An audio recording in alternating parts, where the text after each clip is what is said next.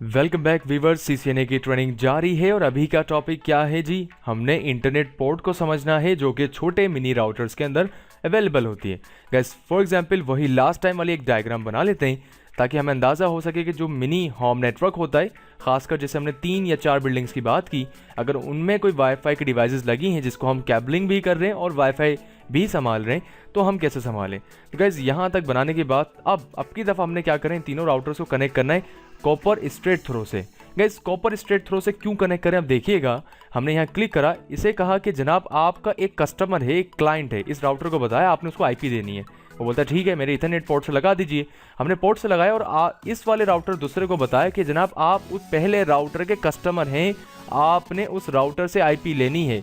तो इसके हमने किस पोर्ट में लगाया, इंटरनेट पोर्ट पे लगाया या वेन पोर्ट पे लगाया। तो आप देखें हमारे पास जो केबल है वो काम कर रही है।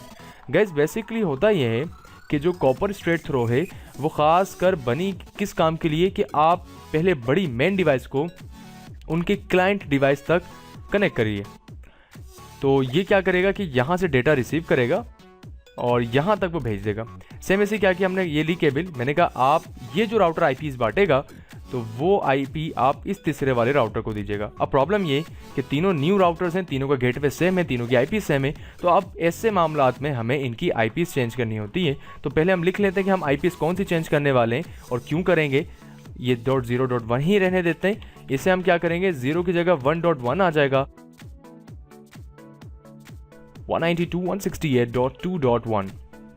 गाइस सबसे पहले तो हम इनके गेटवेज को चेंज करेंगे, जो कि दूसरे वाले से हम शुरू करते हैं। GUI पे आने के बाद सिंपल यानी आपने पैनल खोलना है और पैनल खोलने के बाद आपने क्या किया, यहाँ पर 1.1 ही रख दिया। ठीक है, DHCP पे हमारा चल रहा है, इनेबल है। अब जो ये आईपीज़ बांटेंगे गाइस, अगर मैं इसे सेव कर दें, हम यहाँ पर सेव सेटिंग्स पे हमने क्लिक किया तो आप देखें अब ये आईपीज़ कहाँ से बटेंगी, ये 192.168.1, जबकि वहाँ क्या था .0।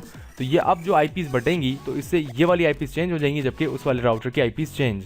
अच्छा, आपने ये नोट किया गाइस कि हमने यहाँ से जो नंबर चेंज किया है वो इसी वाले ऑक्टेट का किया है। अब ये ऑक्टेट क्या है गाइस, ये जो IP वर्जन 4 होता है ये 4 हिस्सों में तब्दील होता है, इसीलिए इसे हम IP वर्जन 4 कहते हैं। ये वैसे तो बहुत बड़ा टॉपिक है, मॉड्यूल IP के उसमें डिस्कस करेंगे। फिलहाल आप इतना जान लीजिए कि जो हर डब्बा होता है इसे हम ऑक्टेट कहते हैं। और अभी हम फिलहाल तीसरे ऑक्टेट को चेंज करें ताकि सिर्फ ये बात आपको क्लियरिफाई हो सके। फिलहाल हमने इसको सेव सेटिंग किया, नेक्स्ट आते हैं। ऐसे इसके जो पैनल है वहाँ तक आ जाए। अभी इसको पैकेट ट्रेसर पे हमें तमाम बातें मालूम है इसलिए हम डायरेक्ट आ गए, वरना आपको मालूम है कि वेब ब्राउज़र के थ्रू हम यहाँ तक आते हैं। हमने 2.1 इसे आईपी दी और सेव सेटिंग्स करते हैं। अब गाइस अगर हम पीसीस कनेक्ट कर लें तो हर राउटर एक अपना नेटवर्क लेके चल रहा है। इनकी आईपीज़ का मामला अलग है, इनकी आईपीज़ का मामला अलग है और इनकी आईपीज़ का मामला अलग है। और इससे ये मसला होता है गाइस, जब भी कभी जब नेटवर्क अलग होता है, अब नेटवर्क होता क्या है फिलहाल जानेंगे, लेकिन जब कभी भी नेटवर्क अलग होता है, जैसे अगर हम 192 से कोई भी अगर एड्रेस शुरू हो रहा है तो आप ये समझ लीजिए ये क्लास C है। गाइस कौन सी है, ये क्लास C है। और अगर इसमें 192.168.0 अगर ये तीनों नंबर हर उस पर सेम है तो समझ लीजिए ये नेटवर्क है, जबकि बाद वाले नंबर से इतना फ़र्क नहीं पड़ता। तो अगर 3 पुराने ऑक्टेट्स पिछले ऑक्टेट्स में से कोई भी डिजिट चेंज कर दिया जाए तो समझ लीजिए वो नेटवर्क अलग हो जाएगा। और अलग नेटवर्क का मतलब कि इस डिवाइस के कंप्यूटर्स दूसरे वाले राउटर के डिवाइस से बातचीत नहीं कर पाएंगे। तो होगा क्या, यहाँ से देख लेते ज़रा, आपको अंदाज़ा हो जाएगा। यहाँ पर इस पोर्ट को कनेक्ट किया, यहाँ से इस पोर्ट को कनेक्ट कर लेते हैं और यहाँ से इस वाली पोर्ट को कनेक्ट किया। फास्ट फॉरवर्ड टाइम करते हैं, हर पीसी पर आए, कॉन्फ़िग डेस्कटॉप पर आने के बाद आईपी ले लेते हैं। देखें यहाँ पर उसूलन आईपी आएगी 0.101। यहाँ पर चेक करते हैं, देखिए जी यहाँ 0 नहीं आया, यहाँ 1 आ गया, यानी ये हो गया एक अलग नेटवर्क। और यहाँ पर आते हैं, आईपी पर आने के बाद DHCP और यहाँ हो जाएगा ये 2.100। इससे ये क्या प्रूव होगा, ये बिल्कुल अलग नेटवर्क है, ये कंप्यूटर्स इन कंप्यूटर से बातचीत नहीं कर सकते। लेकिन गाइस हाँ, ये बहुत ज़रूरी है कि अगर हमारे पास ऐसा नेटवर्क एक बना हो, 3 बिल्डिंग्स हो रियल में, और अगर हमारे PTCL या एतिसलात या एयरटेल वालों के राउटर्स मौजूद हों जिन्होंने क्या किया हो, हमें इंटरनेट दिया हुआ हो और वो इंटरनेट हमारे पहले राउटर में आ रहा हो, तो वो इंटरनेट इन तमाम डिवाइसेस और कंप्यूटर्स में चलेगा। क्यों? क्योंकि गाइस प्रॉब्लम क्या होती है, जो मॉडेम होगा हमारा जिससे इंटरनेट चलेगा वो वाला वायर जब यहाँ पर लगेगा तो बेसिकली रिक्वेस्ट वहाँ से यहाँ आएगी कंप्यूटर तक आएगी, लेकिन वो कंप्यूटर वाली रिक्वेस्ट डायरेक्ट इंटरनेट पे तो चली जाएगी लेकिन दूसरे कंप्यूटर पे नहीं जा पाएगी। ऐसी ये कंप्यूटर वाली रिक्वेस्ट यहीं से जाएगी इंटरनेट पर, लेकिन ये कंप्यूटर टू कंप्यूटर नहीं आ पाएगा क्योंकि नेटवर्क ही डिफरेंट होगा हमारा, ठीक है ना। अच्छा, फिलहाल यहाँ से इस राउटर का ये क्लाइंट हो गया और इस राउटर का ये क्लाइंट हो गया।